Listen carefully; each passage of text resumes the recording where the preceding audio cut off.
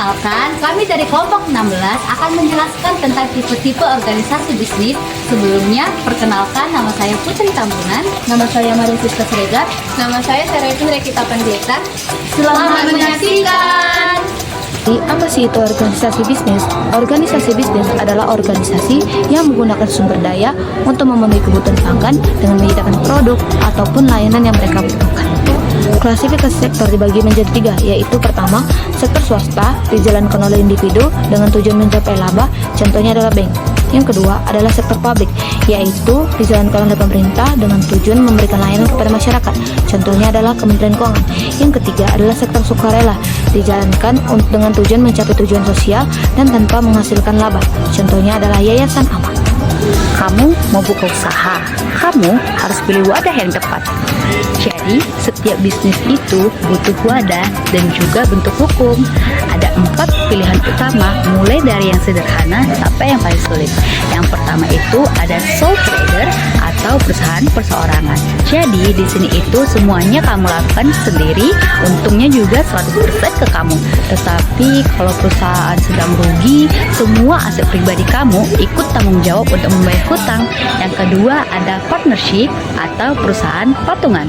Di sini kamu dan teman kamu membuka usaha secara bareng, yang mana modal dan juga tanggung jawabnya itu dibagi. Tetapi kalau teman kamu bermasalah, maka kamu harus ikut menanggung.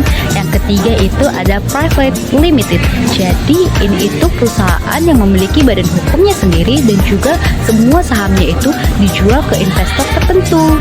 Nah, di sini semua aset pribadi kamu itu aman, tapi urusan dokumen di sini itu lebih ribet dan juga modal dari investor itu terbatas. Lalu yang keempat ada public limited atau PT terbuka. Nah, itu perusahaan besar yang semua sahamnya itu dijual kepada masyarakat melalui bursa efek.